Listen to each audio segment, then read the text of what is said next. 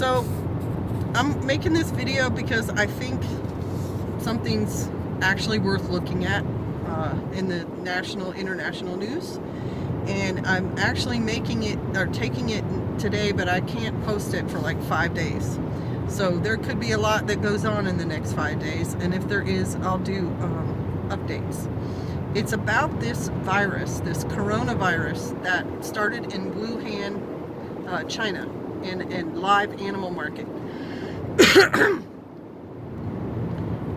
Doctors don't know what it is outside of the fact that it's a coronavirus. They cannot identify it. They've never seen it before. And coronaviruses are viruses that are similar to the SARS, and what else did they say? Flu. Avian flu. And in my previous few flu videos, I've told you as much as I know about the flu. I have read several documents on the flu. I'm not a doctor, but the books all say the same thing. Flu is a virus, not a bacteria. Miles, continue on to I-81 really? North. Thank you Okay. so much. The flu cannot be treated with antibiotics because it's not a bacteria. And people comment on my video and say, oh, you need to take colloidal silver. Colloidal silver is antibacterial. It is not antiviral. Elderberries are antiviral. And things like Tamiflu are things that have been developed to fight viruses. Sambucol. So, as I told you before, you're not, unless you have a vaccine against a virus, or you have had something similar and your body has the antibodies, you are not stopping the course of the virus's, not disease, but they live in your system and affect you for like 21 days. A common cold does too. So unless you've got something like Tamiflu that kind of puts the brakes on that, you are going to have those symptoms for the entire length of the illness. And viruses mutate. Viruses mutate with each host that they have, and that's why they can become a pandemic. So here we have this Chinese excuse me, coronavirus. They've had, I think, at least 100 cases. They've had, I forget how many people, I think 12 people died from it. But as far as they knew, it could not be transmitted from person to person. And they isolated all their cases. So that's a good thing. You know, they're not spreading it to the general populace. But somehow a man from Japan visited China recently, and he came down with that virus.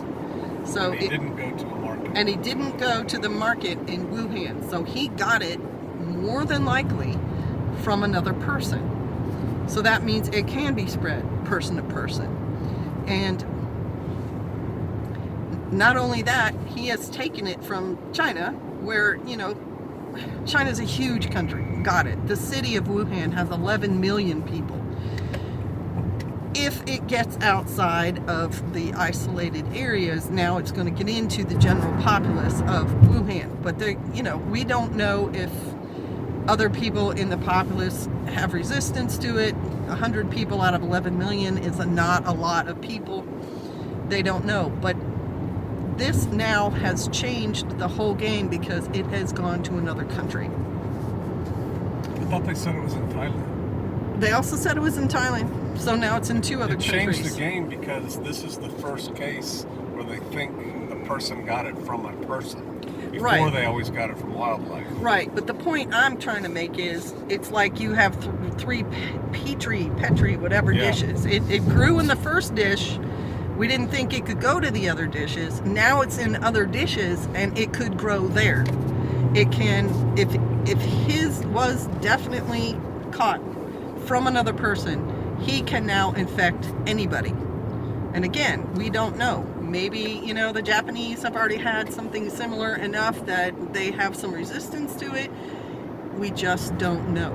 But because his case happened today, it is a very important case to look at. And the next few days, the next few weeks are very important to look at, because if they isolate him, like, what am I trying to say? He could be infectious or could have been infectious until he started showing symptoms. More people could pop up with it.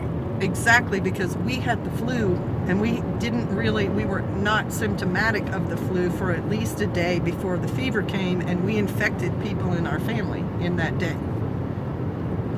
So he could have come to Japan and infected a bunch of people and then come down with symptoms. So that's why the next few days and also the next like 21 days are going to be super important in Japan, because you also have to look at all those people who are going to be taking care of him, his doctors and his nurses in his hospital area. I'm sure they'll isolate him. I'm sure they'll all wear the face masks and the gloves and everything else. Who is he already contacted? And even if they're super, super careful, sometimes somebody slips up. Sometimes they get the germs on themselves and they infect themselves, even though they're super covered up and they're washing themselves and everything else. And that person, again, who are they going to spread it to? So be on the alert. Keep your eye on it. And it wasn't the World Health Organization. Someone on Twitter said, here are things you do to be safe from this. Which was all the normal things. Wear a mask. If you're coughing, if you yourself are coughing, you cough into your elbow, not your hands, because you're putting the germs on your hands and then you're touching everything, doorknobs and dollar bills and your credit card and your phone and everything else.